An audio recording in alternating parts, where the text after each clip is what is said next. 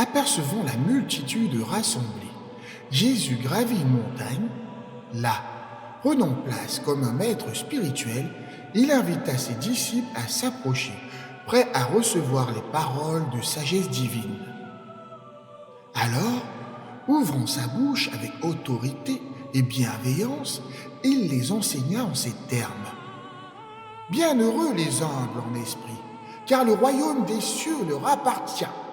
Yahweh les comble de sa richesse éternelle. Bienheureux les affligés, car ils trouveront en Yahweh leur consolation suprême.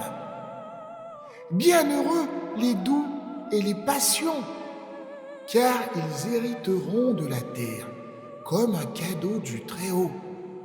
Bienheureux ceux qui ont une faim et une soif insatiable de justice, car ils seront rassasiés par la droiture parfaite de Yahweh. Bienheureux les compatissants et les miséricordieux, car ils obtiendront miséricorde en retour de celui qui est plein de grâce. Bienheureux ceux qui ont un cœur pur, car ils contempleront la gloire de Yahweh.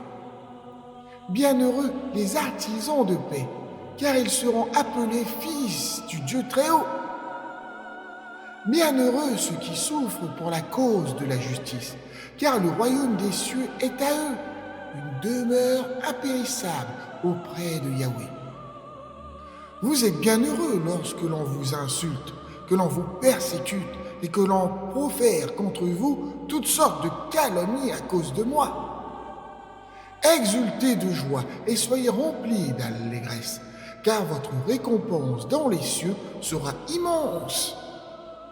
Ainsi ont-ils persécuté les prophètes qui vous ont précédés dans le service de Yahweh.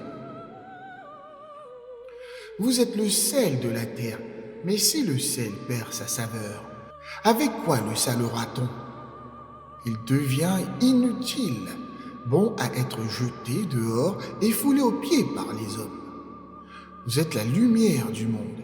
Une ville perchée sur une montagne ne peut rester cachée. On n'allume pas une lampe pour la cacher sous un récipient, mais on la place sur un chandelier pour illuminer toute la maison. Que votre lumière brille ainsi devant les hommes, afin qu'ils voient vos bonnes œuvres et glorifient votre Père céleste, Yahweh, qui siège dans les hauteurs. Ne croyez pas que je sois venu pour abolir la loi ou les prophètes. Je ne suis pas venu pour les abolir, mais pour les accomplir pleinement. Car je vous le dis en vérité, tant que le ciel et la terre subsisteront, pas un seul iota, ni un seul trait de lettre de la loi ne disparaîtra avant que tout ne s'accomplisse. Ainsi, celui qui transgresse le moindre de ses commandements et enseigne aux autres à faire de même sera considéré comme le plus petit dans le royaume des cieux. Mais celui qui les observe et les enseigne sera appelé grand dans ce royaume glorieux. Car je vous le dis, si votre justice ne dépasse pas celle des scribes et des pharisiens, vous n'entrerez pas dans le royaume des cieux. Vous avez appris qu'il a été dit aux anciens, « Tu ne commettras point de meurtre. Celui qui tue mérite d'être jugé. » Mais moi, je vous dis, quiconque se met en colère contre son frère mérite d'être jugé. Celui qui dit à son frère « Raka » sera traduit devant le Sanhédrin, et celui qui l'insulte de manière injurieuse sera condamné au feu de la géhenne.